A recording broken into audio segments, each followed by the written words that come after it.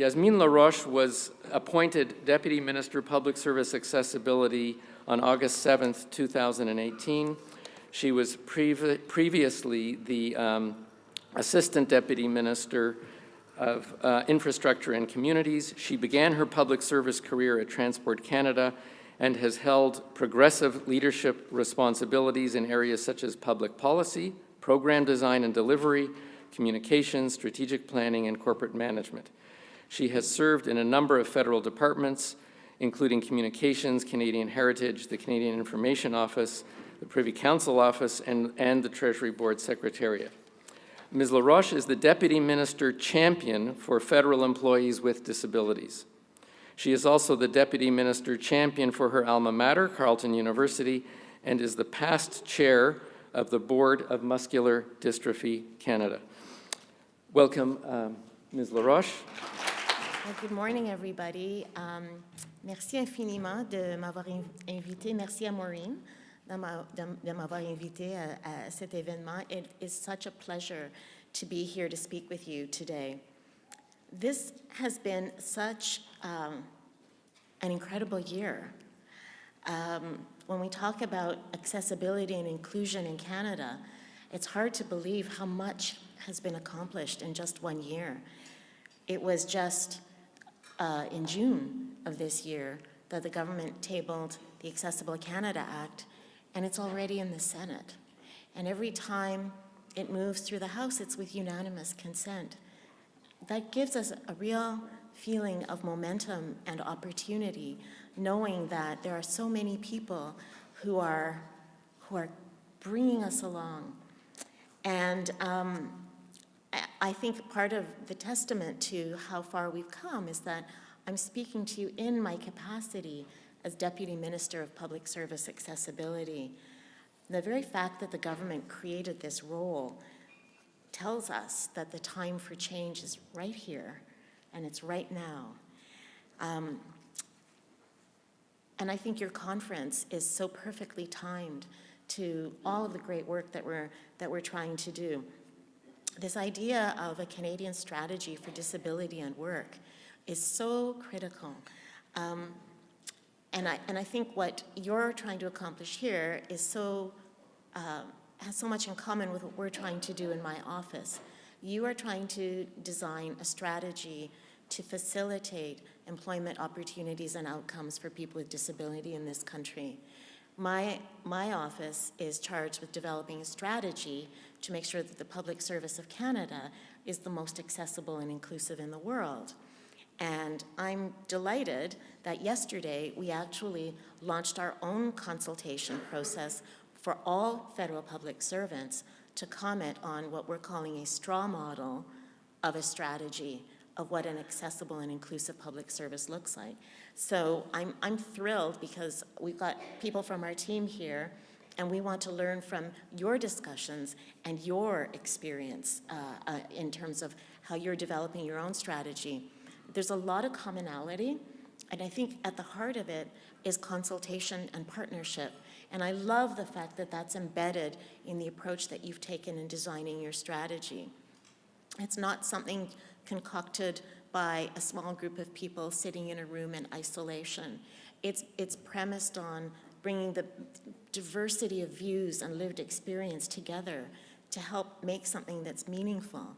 And we're hoping to do the same thing with our strategy. Our strategy has to be a little bit broader because it's going to cover all of the elements that are included in the legislation. So that's the built environment. Of course, it includes employment, information and communication technologies, the procurement of goods and services, program and service delivery to Canadians, transportation, and the seventh, as Minister Qualtrough pointed out to me yesterday, because the bill has been amended, and we're now including communications more generally as a pillar. In each of those areas, what we're hoping to do is show where the Government of Canada is today, where we think it should be in the years to come, and what actions we need to take to get us there. So let's take the employment pillar, for example. Thanks to new data from the Canadian Survey on Disability that was just released last week, We know that young people with disabilities face huge challenges in finding employment, and I'm sure you know this. If you consider that of 108,000 Canadian youth with disabilities aged 15 to 24, they were neither in school nor employed. Almost 84,000 of them are considered potential employees. So that's 77% of young people with disabilities in Canada who are ready, who are willing, who want to work. Those figures tell us a story, don't they?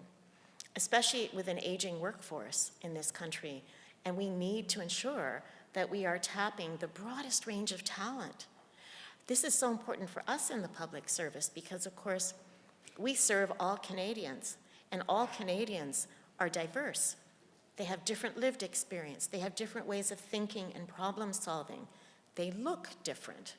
If our public service isn't representative of the people we're serving, how can we do a good job? And how can we do a good job if we're not tapping into this huge talent pool? We're the country's largest employer, and so we have to lead by example. And our goal is for us to be the gold standard for an accessible and inclusive workplace. It's a modest goal. We want to be the most accessible and inclusive public service in the world. I just came back from a week in the United Kingdom learning from their experience. And every time I meet people who are touted as kind of global leaders in this space, I actually come back to Canada feeling slightly reassured because they're doing a great job, there's no doubt about it, but I know we can do better because I think we have the right mindset in this country. We are less hierarchical, we are more open, we think more about diversity and inclusion. And I think when we put our minds to solving problems, I don't think anybody does it better than we do. One of the things that we're hoping to do in the federal public service is to actually hire 5,000 employees with disability by 2025. And we want that representation across all levels of government, not in silos, not in traditional ghettos where we find a lot of people with disability are currently, in the administrative, in the clerical ranks. We want more people in leadership positions who look like me or who don't look like me, who have visible or who have invisible disability, and who feel confident and comfortable in taking their place in the senior-most leadership positions of our public service. And we're doing it, we hope, in a way that is very similar to the way that you're doing. We know that the challenges of designing a strategy and an implementation plan depend on effective partnerships. We can't do it alone. We need to do it in consultation with subject matter experts from across the government, from other levels of government, from the private, the not-for-profit sectors, as well as union representatives and academic institutions. We know that we're all in this together, that we are actually learning together as we're doing this.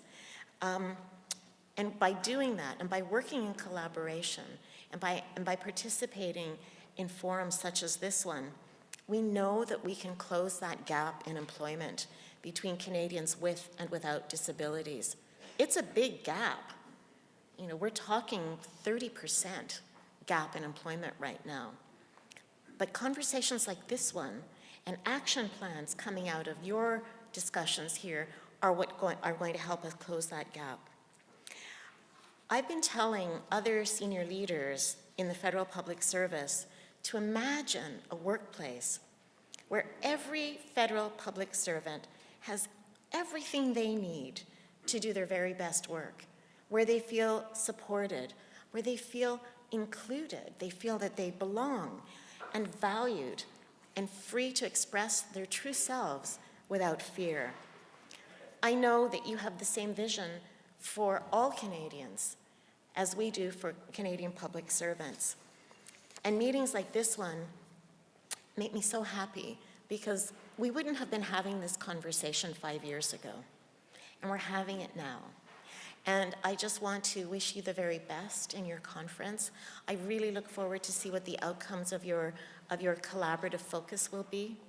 I'm hoping that maybe we can steal some of your great ideas as we design our own strategy.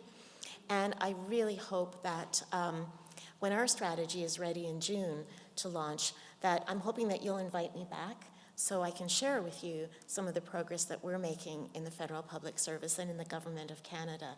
And again, I thank you all for your participation. You're doing fabulous work, and you're doing it in the best possible way. So congratulations to you all, and thank you again, and I look forward to hearing the results. Miigwech.